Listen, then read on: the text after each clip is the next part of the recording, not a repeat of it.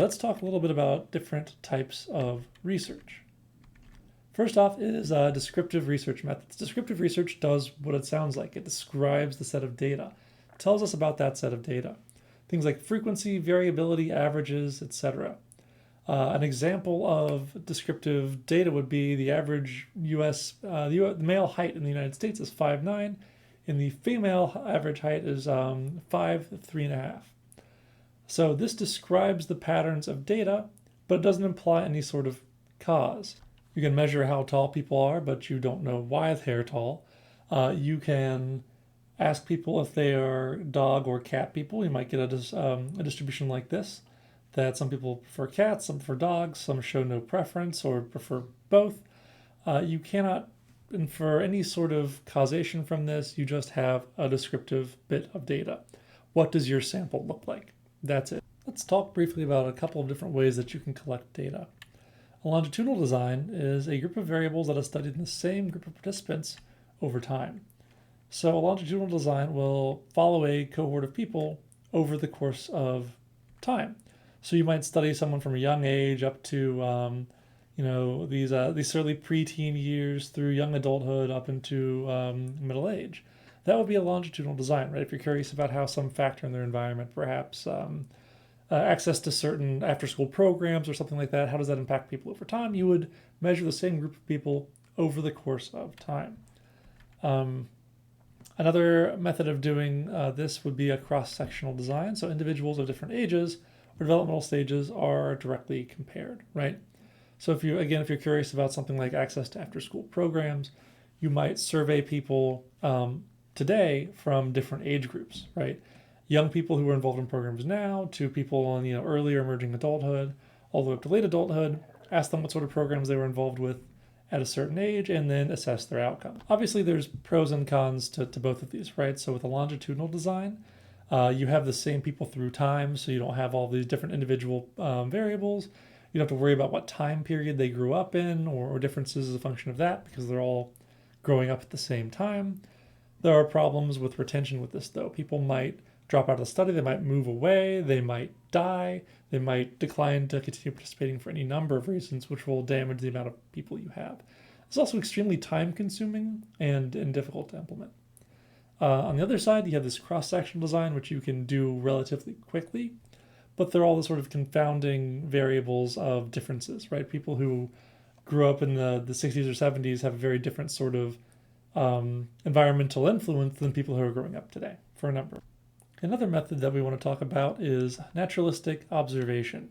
This is the observing of natural behavior without manipulating anything. You can even do this outside the lab. So this is just sort of going and observing individuals in their sort of native environment and watching what happens.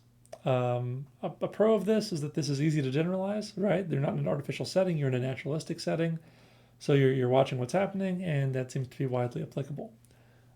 This is, however, so with naturalistic observation, you might do something like assess whether boys or girls are more aggressive on the playground by sort of observing people in this playground environment without interfering and seeing what happens.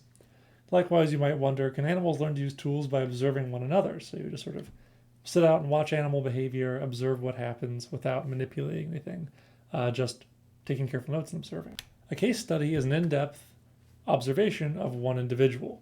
This provides a rich data set because you're diving so deep into a single case, you can learn a lot. This also allows you to study rare or controversial topics, so people who have rare instances of brain damage or genetic disorders, you can study those individuals who carry that. This can be very time-consuming as a drawback, so it takes a lot of effort from a lot of people to study one person in depth. And it can be hard to generalize because it's just one person who may not have a very representative experience. So a famous example of this is Henry Molaison, or patient HM, who had their hippocampus removed to alleviate seizures a long time ago. And he exhibited all of these very, very interesting and profound memory deficits. So we learned a lot by studying him and what his life was like. That led to inspired a lot of more specific experiments that taught us more and more. Likewise, we might ask the question by sort of studying one individual non-human primate, is language uniquely human, right? How much language can we teach a non-human primate, and how well can they use what we would consider language to be? So by pouring a lot of effort into studying a small number of cases, we can learn quite a bit. Survey research is a very, very different approach than the case study, right? This is an incredibly common research method because it is so easy to implement. Survey research is what it sounds like. You distribute a survey to a number of people of a given population. Those people can then self-assess, report behaviors and attitudes, so they can fill out that survey. This is fast and easy. Ideally, we would be using random selection to get a representative response. We'll talk a little bit more in just a moment about what random selection is and what that means. So let's talk a little bit about sampling in survey research. A sample is a segment of the population that's used to represent the group that's being studied. So, for example, you're interested in perhaps the political attitudes of older people, maybe people who are over 65 years old. That is you would get a group of people who are of that age group. You would ask them questions. That would be your sample. You would want your sample to be representative, meaning that it very closely parallels the larger population that's being studied on relevant characteristics. So if you want to ask a bunch of people over the age of 65 about their political leanings, it would be very important that you get a sample that represents the larger population of people of that age. You might have a bias sample. For example, you head up to the, let's say you go to the health food store, and it turns out that a lot of people who have a certain political persuasion stop at the health food store. So now your sample is not representative because you have pulled people who are of a certain political persuasion by accident. One way around this is sort of a random selection process. If you have a large enough group of people, you should randomly pull from that group to ensure that every member of that population has an equal chance of being included in the study. So you want to avoid biasing your sample by using random. Okay, the next method we're talking about is correlational studies. This is an observation that two traits or attributes are related to one another, right? Are they co-related? Are they correlated, right? How well do they vary together? So this correlation coefficient is a statistical measure of how closely two things vary together and how well one predicts the other. This number varies from -1 to 1.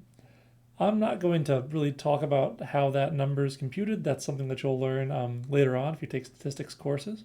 But just know that this correlation coefficient, denoted as R, is basically a measure of how strongly things vary together and the direction in which they vary together.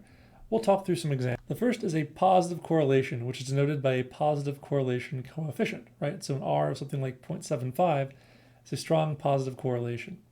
An example of a positive correlation would be something like undergraduate GPA and high school GPA, right? These things predict one another quite well. If you have a high school GPA, you're likely to have a high undergraduate GPA. One doesn't cause the other, right? That's important, but one does predict the other. Okay, negative correlation. This one is tricky for some people. It doesn't mean that there's not a relationship, or it doesn't mean that the relationship is like qualitatively bad. It means that as one variable rises, the other falls. This is denoted by a negative correlation coefficient, so something like -0.8. So the example I have here, let's say we have someone who has a lot of violent outbursts, and then they start seeking therapy to reduce their number of violent outbursts. Things that might be correlated here would be a number of weeks spent in therapy and the number of violent outbursts per week, right? The more weeks that people have spent in therapy, the smaller number of outbursts they have, right? This is negatively correlated. As one number increases, the other number decreases. More weeks in therapy, fewer number of violent outbursts, right? That's all it means. One thing increases, the other thing decreases. Reliable predictor. So not to be confused with a negative correlation is no correlation. This is when variables do not systematically vary together. This is denoted by a correlation coefficient close to 0, so something that's not much bigger or smaller than 0. So one example of no correlation would be the amount of time students beg me for extra credit opportunities per week and the number of extra credit that is awarded to those students, right? There's no relationship. No matter how much you ask, I'm not going to really adjust the amount of extra credit that will be available. Okay, let's do a couple of examples here. So let's say the more people the more time that people spend exercising, the less they tend to weigh. That would be a negative correlation, right? More time spent exercising as one thing goes up, the less they tend to weigh, something else goes down, right? Those two variables are related in a negative through a negative correlation. How about this one? The more time I study, the higher my grade in this class will be. That is a positive correlation, right? More time spent studying, more higher grade in the class. Those are two numbers that are both going up. So positive correlation. Okay, I have to harp on this for a while. Correlation does not equal causation. This is something, it's a big mistake that a lot of people make. It's an easy mistake to make. A correlation indicates the possibility of a causal relationship, but it does not prove it. Right? Take, for example, these two variables. Number of drowning deaths per 100 deaths, so the number of deaths that are attributable to drowning, and the amount of ice cream consumed in scoops per person. These things have a positive correlation, right? If you take a population, the amount of ice cream they're eating is correlated with the number of people who die from drowning. Is that because ice cream poses a drowning death risk? No. A better explanation might be that these people live in a hot environment, or perhaps it's summer, right? People are more likely to swim during a hot month, where they're more likely to drown if they're in water, right? Whereas also, you're more likely to eat ice cream when it's hot outside. So these things are best explained by a third variable. It's hot. They're not related in a causal sense. Here's another example. There's this great website where you can sort of look up spurious correlations, things that are really, really tightly related but have no causal relationship, right? So this graph here shows the number of people who drowned by falling into a swimming pool and the number of films that Nicolas Cage appeared in during that year. And you can see here, these curves are pretty closely related. The correlation actually comes out to be 0.66. Does that mean that the number of movies that Nick Cage appears in influences the amount of people directly who die by falling into swimming pools? Probably not. I suppose it's possible, but this correlation does not prove a causal relation. Likewise here, we see the per capita consumption of margarine in the state of Maine is associated with the divorce rate in Maine. While you might be able to come up with some compelling hypotheses in your mind as to why these two things might be related, the mere fact that margarine consumption and divorce is related does not mean that it is related causally, right?